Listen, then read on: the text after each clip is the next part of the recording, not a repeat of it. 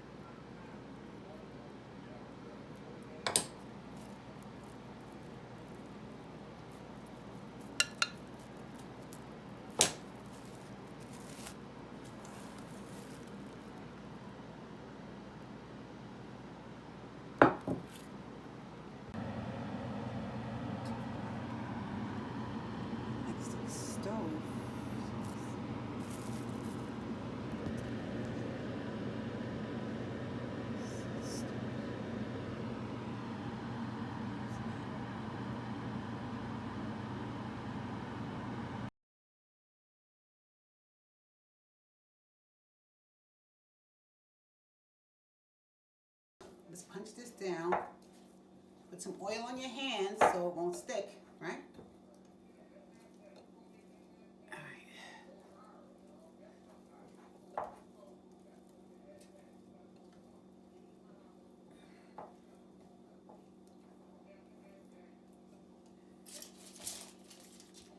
Put the flour on your rolling pin. And then, I'm going to put this on. And make sure you have enough flour where you put in this dough so it won't stick. I just use the aluminum foil because I don't like to clean up, and I could just pick up the aluminum foil, put it, in the garbage. Yeah. Put some more on top so it won't stick to the rolling pin, right?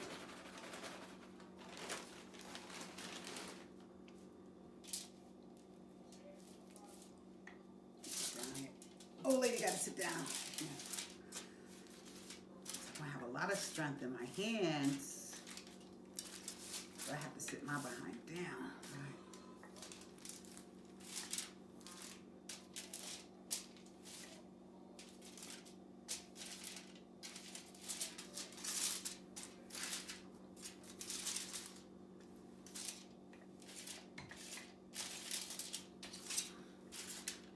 All right, so what I do first is I make the pizza first.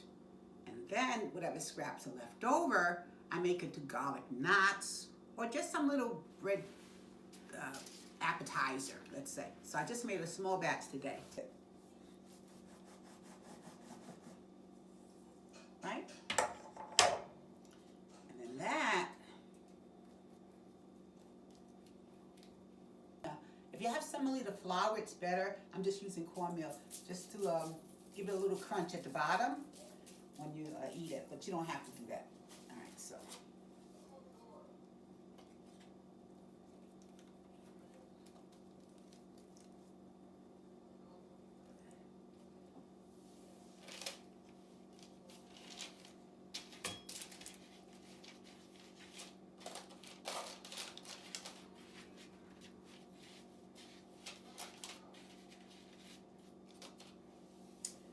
And we'll make another one.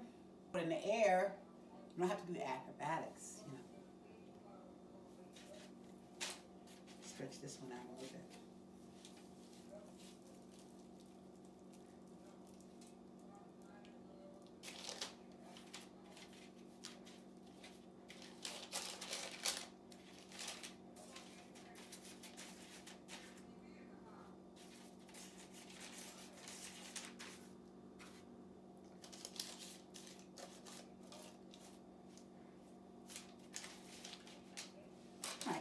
And then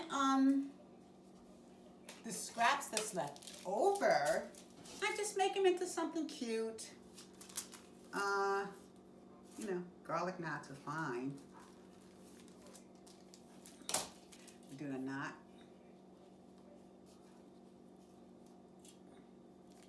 See, like that. Same thing here. Stretch it a little bit.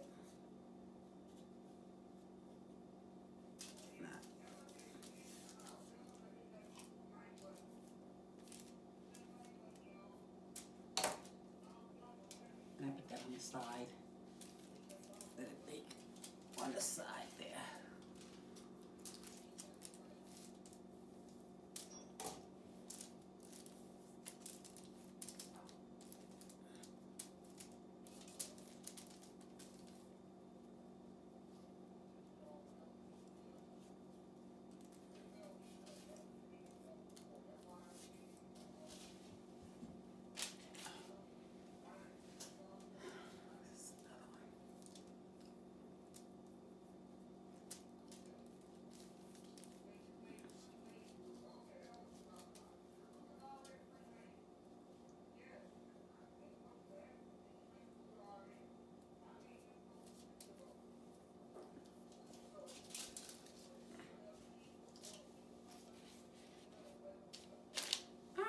That's it.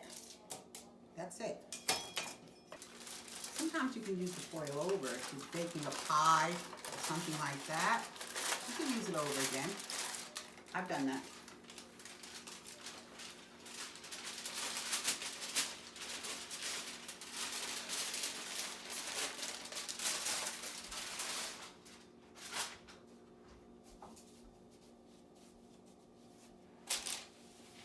All right, let's look at this here because we're gonna let it rise once more. All right, so you can shape it as best you can.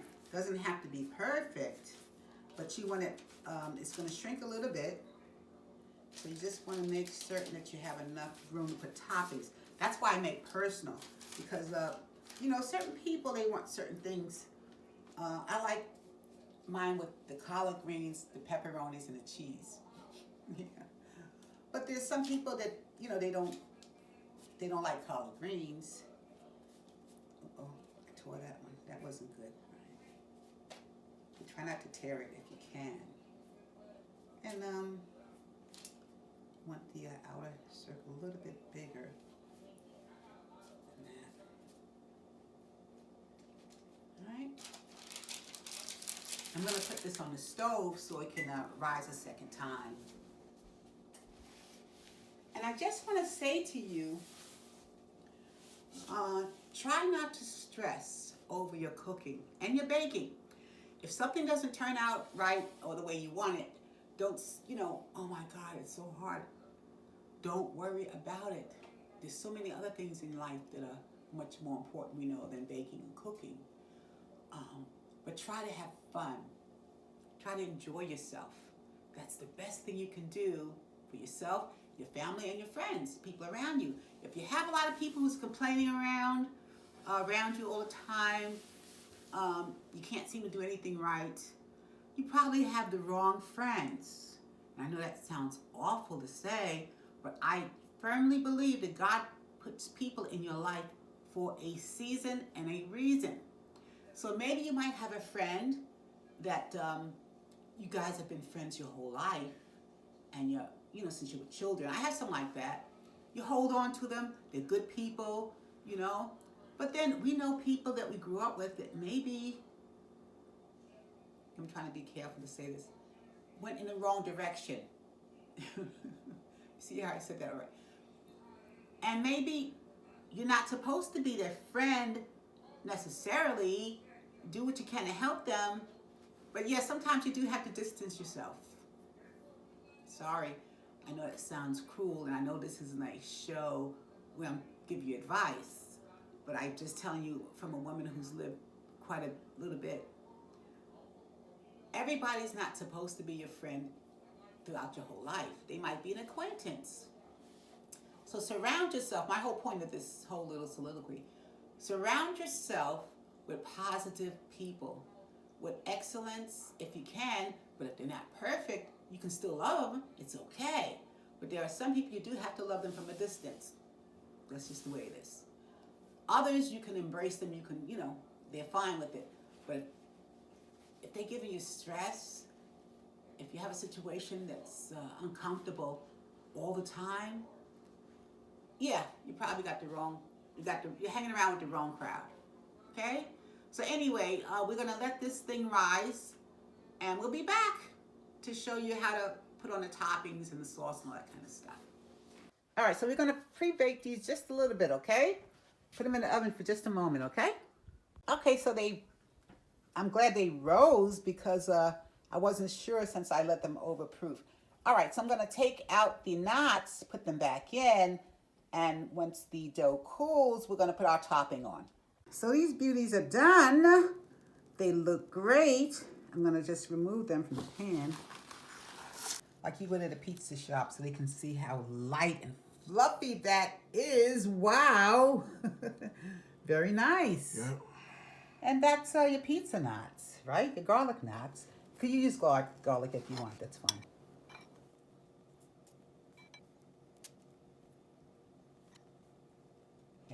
Okay. All right. We got our cheese out. Go ahead, Jay. Do your thing.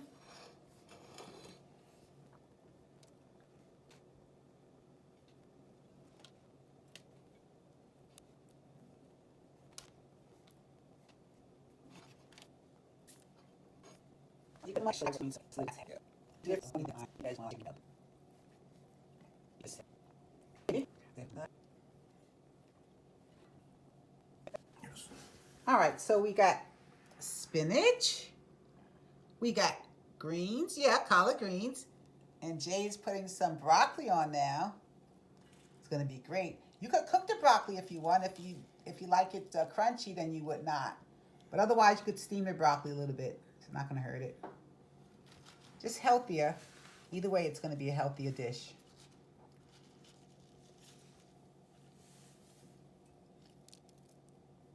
Okay, right? I think we got everything. Jay's gonna drizzle some olive oil over the veggies and stuff. Especially spinach. Spinach is dry. Everything else should be all right.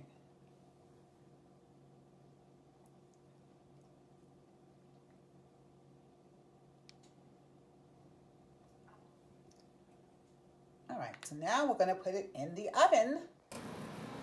Okay. nice and brown. We'll put on the top shelf. I would put on a low broil. It's ready to eat. Ready to eat. You can have pizza and garlic knots at home. You enjoy it, if not more, than you do out. That's right, I said that. Because sometimes you can get a pizza and it's gummy or whatever it is. This is perfectly baked. Okay? You really enjoy it. I hope you try it. I know you'll enjoy it. Until we meet again, it's Renee Stanley for Sweet Idaho Pie. God bless.